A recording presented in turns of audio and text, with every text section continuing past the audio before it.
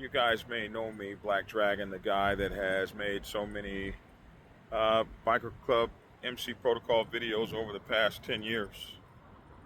But never did I know that one day I would be sitting in a position that so many of you guys have written me about.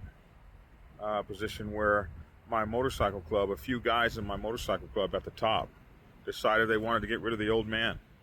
So they came on YouTube, Facebook, Instagram, TikTok, and they told the world that I was out bad. And they never really said why I was out bad. They just said I was out bad for some crimes I committed against the club. And it was kind of astonishing. Now, the reason that they came out on social media is because they felt like if they didn't come out on social media because I was a social media star, I would drag their ass through the mud on social media. So they thought they'd get the jump on me. And I got to tell you, for about the first month and a half, man, people were all over that shit. It was all over the internet. People were coming all over my page talking about you were fake. Oh, and listen, not only did they say I'm out bad, but they said I was never, ever even a member of the Black Sabbath. Some kind of way I had slipped through the cracks and I had perpetrated being a national president, and none of it was true. And they made up, it was incredible. And the guys that said that shit knew good and damn well they were lying. And then I had people, the reaction, the rah-rah crowd came running. And that's what it was for. It was for the rah-rah crowd. It was designed to bury me. And I got to tell you, I mean, I was completely blown away. I wasn't ready for that. I'm Black Dragon, the man, the myth, the legend, the MC Protocol dude. I've got all the answers. I didn't have no answers. I didn't know what to do. I mean, they took me to my fucking knees.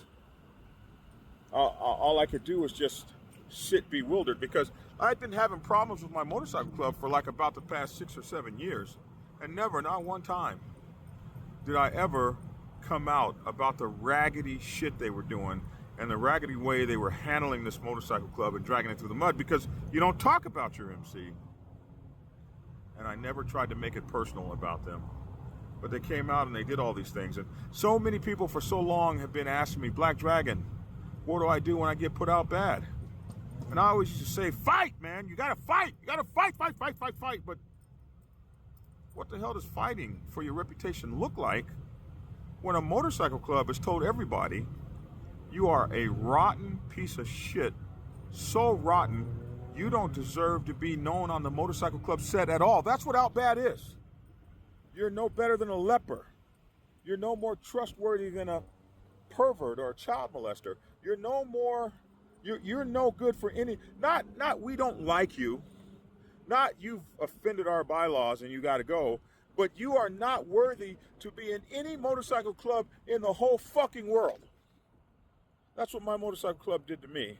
And I can't say my motorcycle club because so many dudes in my motorcycle club fought for me and found themselves out bad without a trial or some sort of stuff that's not even in our bylaws. Like, you've got a $500 fine. Like in my club, there has never been a $500 fine in all 52 years of it being around.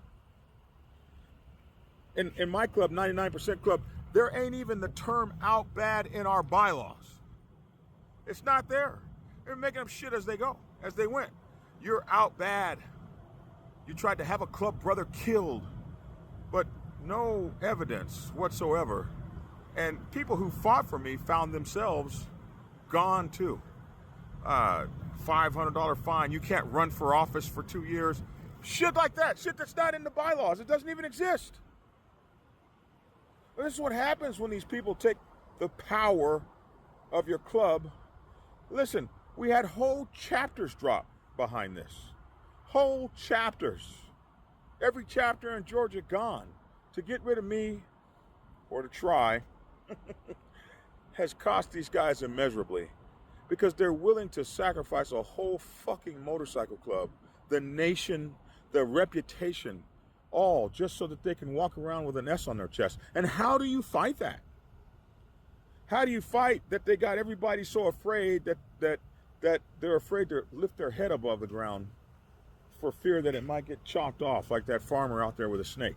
How do you fight that? And I got to tell you, I'm so blessed because unlike many of you, I got this big old following and stuff, hundreds of thousands of people over 4 or 5 platforms. It's damn near 500,000 people over across all those platforms. Over 230,000 people on YouTube alone. Almost 100,000 people here on TikTok. It's a blessing because people have watched me get down and they've read my books. Now, at first, the rah-rah boys came. That's what I was telling you guys about rah-rah. Oh, I bought your books. And you never prospected. It's a goddamn lie, but people believe it. You never prospected. You're a disgrace to how I got my colors. Let me tell you something about rah-rah. If I'm a disgrace to how you got your colors, you're a disgrace to how I lived my membership. Because if I didn't prospect, all right, if I never prospected one day, after I got my colors, after they were given to me, all right, let's say that, I went out and I made my motorcycle club a household name with many people all over the world. I wrote 7 #1 best-selling books. I put the history of my motorcycle club in every one of those books so that no matter who you were, if you were one of the tens of thousands of people who bought my books, you would know the history of my motorcycle club. I spread my motorcycle club all over the world. I put my motorcycle club in the first, not the first, but at that time, the hottest and newest motorcycle movie that ever depicted the black biker set at that time and for over the last 20 years, which was Biker Boys. I got my motorcycle club in that movie, our colors in that movie. I tried to ensure that my motorcycle club would exist forever, or for as long as people cared about that sort of thing, in movies and in print. And then what I did with my YouTube channel. So if I am a dishonor to how you got your colors, then you're a fucking dishonor to how I maintained my membership, opened up scores of chapters across the United States from coast to coast. If you ain't done none of that, then you're just as big a disgrace to how I earned my way as I am to how you got in. You see how rah-rah shit doesn't work because it doesn't make any sense. There are many different ways that people get into motorcycle clubs. Many different ways. There's honorary members. There are people that one motorcycle club had a big old huge war and they took people in forgetting all the ways that we needed warriors. That club needed warriors at the time. And they brought the warriors in to fight the war that they had.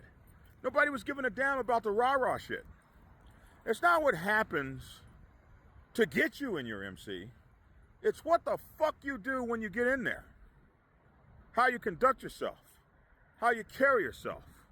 Not the rah-rah shit, but the real shit. How you put it down. Is your MC better? Can you say you made your MC better? Improved it? Made it bigger? Made it larger than life? Made it grow? Made it so attractive other people wanted to steal it? If you haven't done that, you ain't done shit. I can't say that. Because every cog in the wheel, whether all you do is pay dues and show up for mandatory meetings, you're a cog in the wheel. And that makes your motorcycle club better. A great guy by the name of Shaggy, 1%er, Invaders MC, said, there are 2 things that make any organization great: participation and communication. When he said that, blew my mind. Because if you ain't participating, you ain't helping your motorcycle club be great. And if you ain't communicating the right way, the proper way, according to protocols, then you've made your MC a joke.